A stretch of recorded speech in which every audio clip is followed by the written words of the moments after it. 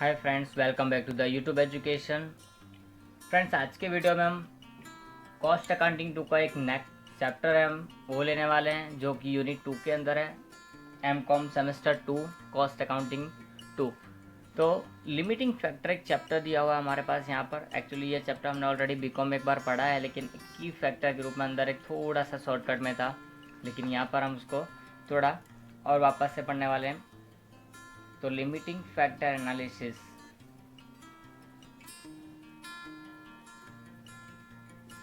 तो ये चैप्टर हमारे पास में है। तो सबसे पहले हम इसका थोड़ा आज इस वीडियो में पहले वीडियो में हम इसके में लिमिटिंग फैक्टर है क्या, इसके बारे में पढ़ेंगे और इसकी वजह से क्या क्या चेंजेस होंगे, इसका सम्स किस तरह से कैलकुलेट करना है, तो उनके हम स्टेप्स वगैरह थोड़ा सा हम इंट्रोडक्टरी लेवल इस चैप्टर का हम इस वीडियो में देखेंगे।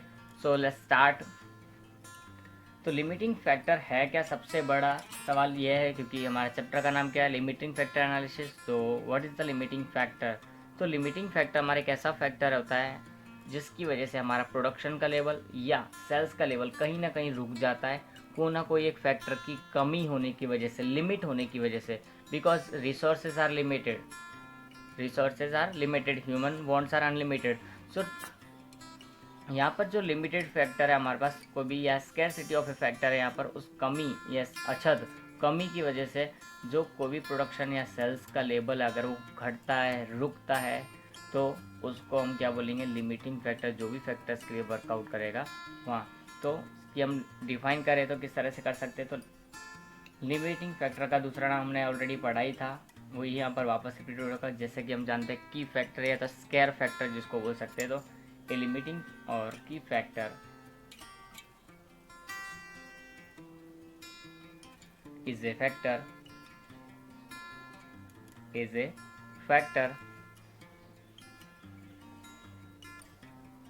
which limits or restricts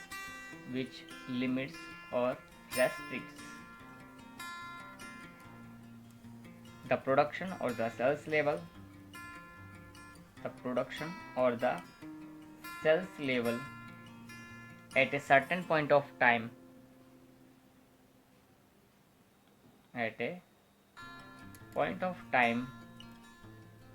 due to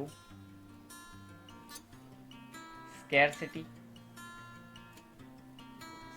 मतलब कमी, scarcity of a factor of production. We already know that there are 4 factors of production: land, labour, capital and repair. तो यहाँ पर हमको उनमें से एक फैक्टर, यहाँ पर लेबर भी हो सकता है, और लेबर के लिए फिर हमारे पास जो कैपिटल होगी उससे हम मटेरियल परचेस करेंगे। तो इस चैप्टर के कॉन्टेक्स्ट में हम जाएँ तो हमारे पास 2 फैक्टर्स लिमिटेड हो सकते हैं। तो which are that? So first is raw material and second one is hours, labour hours. So की फैक्टर और लिमिटिंग फैक्टर का हमने डेफिनेशन देख ली। ये हमारे लिए क्या होगा, कांस्टेंट बनेगा, हमारे लिए लिमिटेड बनेगा। ये हमारे किस कॉन्टेक्ट में हो सकता है? It can be in context of what, raw material और लेबर आवर्स और machine hours sometimes, machine hours, or it can be capital. But in this chapter only 2 factors are responsible: labor hours and raw materials. So keep in mind these 2 factors, raw material and labor hours. So limiting factor हमारा हो गया। अब limiting factor का analysis क्या बताता है हमको, वो ये हमने लिमिटिंग फैक्टर के बारे में देखा, बट इसका एनालिसिस अभी बाकी है हमारा। सो लिमिटिंग फैक्टर ये क्या है हमारा? तो limiting factor analysis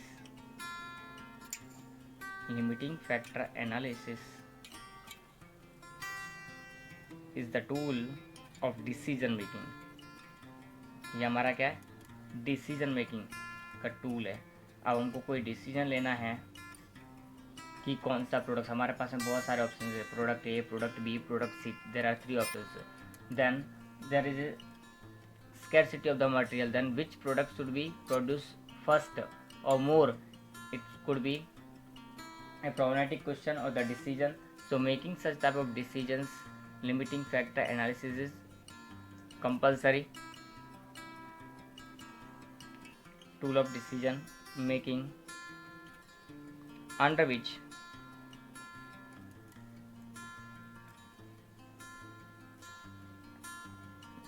when there is scarcity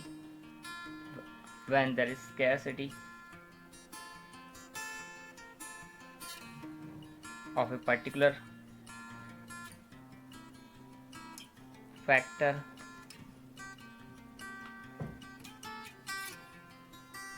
of production, then which product should be produced,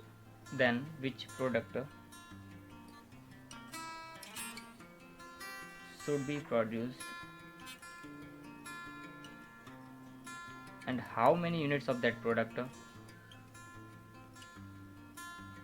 and how many units of such product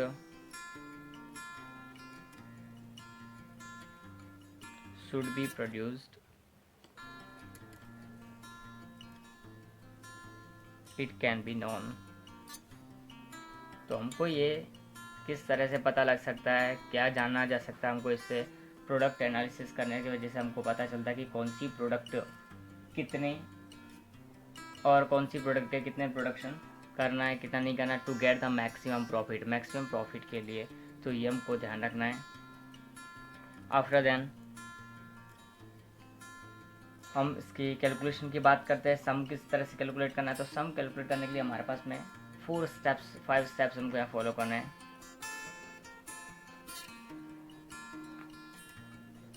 the following steps should be followed to calculate the sum.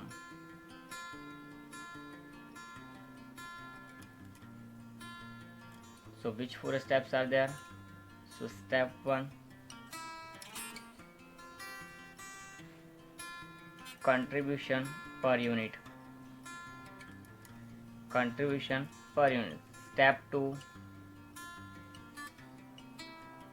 contribution per kg or per hour, depend on the sum के अंदर अगर raw material is in short supply, it means key factor, then kg will be taken, and labor hours are short supply, so hours will be taken there. Now step 3, product mix. Here we will get our answer, but after then step 4, fixed overhead. How many or how much fixed overheads are given there, we have to check out. And step 5, maximum profit. These 5 steps we have to follow to calculate the sum in this chapter. Now we will go these steps.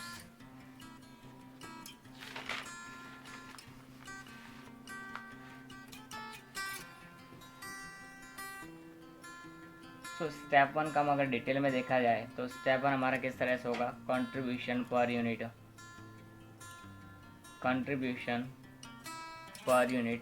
तो contribution per unit निकालने के लिए हमको क्या करना पड़ेगा, particulars जितने भी हमारी प्रोडक्ट्स हैं ए बी और C whatever are there.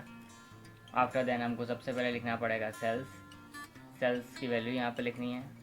Sales में से हमको वेरिएबल कॉस्ट जो भी होगी वो माइनस करनी है। वेरिएबल कॉस्ट डायरेक्टली दे तो ठीक, अगर नहीं दे तो हमको कुछ इस तरह से दे सकते हैं, direct material, direct wages, direct overhead, or other variable overhead can be given there, so we have to write down them also. After deducting these values, variable cost, you will get your contribution per unit. Contribution per unit will be there. Now second step में क्या होता है हमारा, तो second step में हमको क्या मिलेगा, कंट्रीब्यूशन पर केजी और पर आवर। तो हमको यहाँ ध्यान रखना पड़ेगा, हमारे वही पर्टिकुलर्स, यहाँ पे हमारे पास प्रोडक्ट रहेंगी ए बी सी, ऊपर रहेगा हमारा contribution per unit, contribution per unit. अब हमको डिवाइड में क्या करना पड़ेगा, या तो आवर्स या तो केजी। अगर ऊपर आवर्स का क्वेश्चन है, labour hours are in short supply, तो आवर्स लेना है, और raw material is in short supply, then we have to take here kg. अगर ये डायरेक्टली ना दिया हो तो हमको यहाँ पर कैलकुलेशंस करनी पड़ेंगी। कैलकुलेशंस करने के बाद यहाँ पर हमको लिखना पड़ेगा, तब जाकर ये स्टेप हमको मिलेगा। ये स्टेप में भी हमारा जिसका सबसे ज़्यादा है उसको नंबर 1 देना है, जिसका कंट्रीब्यूशन सबसे ज़्यादा है उसको नंबर 1, फिर 2, फिर 3, जिस तरह से भी होगा वो यहाँ पर नंबर रिंग करेंगे।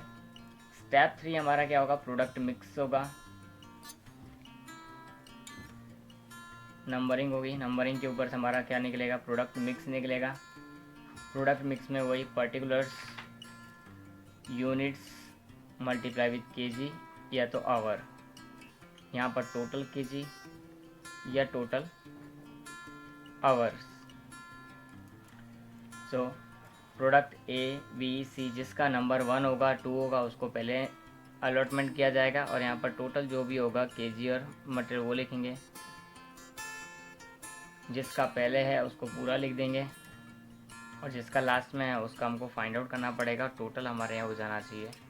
नेक्स्ट स्टेप 3 हमारे पास 4 होगा, उसमें हमको खाली फिक्स ओवरहेड लिखना ही है, उसकी कोई कैलकुलेशन नहीं होगी, दिया ही होगा सम के अंदर।